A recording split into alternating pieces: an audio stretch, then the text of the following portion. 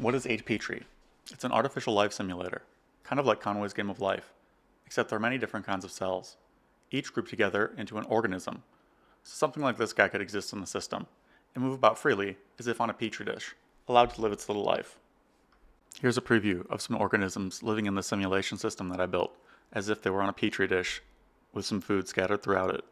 There would be 9 different types of cells to start. Photosynthetic, able to generate energy passively but cannot move. Soft tissue, low-cost basic cell. Mouth, able to consume most other cells around it to generate energy. Flagella for a movement advantage. Eye for long-distance sensing. Spike for offense and defense. Armor for protection against the aforementioned things. Skin, which would be like soft tissue but with more sensing around it. And food, which would be randomly generated on the map. So you spend forever creating a game engine that implements the rules, allowing such cells and organisms to exist, move around, and sense the environment. Things live on a hexagonal, toroidal grid, because hexagon is the bestagon. You even go about learning how to use a special library to run things on the GPU for maximum performance. To keep things fair, everything would start out as a single kind of cell of any type, but could grow new cells of any type in any direction adjacent to one of its existing cells. They all move as a continuous blob.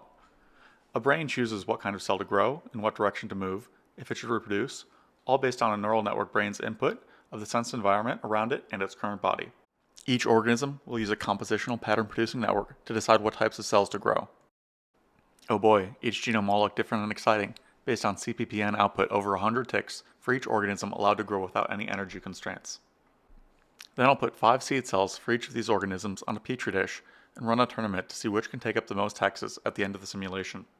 After hundreds of simulations, ranking by ELO, and mutating the winners across hundreds of generations, you get plants. Yes, plants. Plants are the most interesting thing I've got to evolve out of this thus far. Some things grew interesting shapes but didn't take up as much area. Even giving things unlimited energy so they could grow whatever cell they wanted, the best strategy was still just to be a plant covered in mouth so it could eat anything around it. The engine supports more complex behavior like motion and sensing, but I've yet to get any organisms to evolve any kind of behavior like that. Next step for this project is to improve how CPPN growth plan is translated into cell engine growth, since currently we're not seeing organisms similar to the free growth CPPN. Also, to evolve different behavior, max cells occupied does not seem interesting. Maybe have reward for movement and extra reward for eating cells to see some more interesting behavior.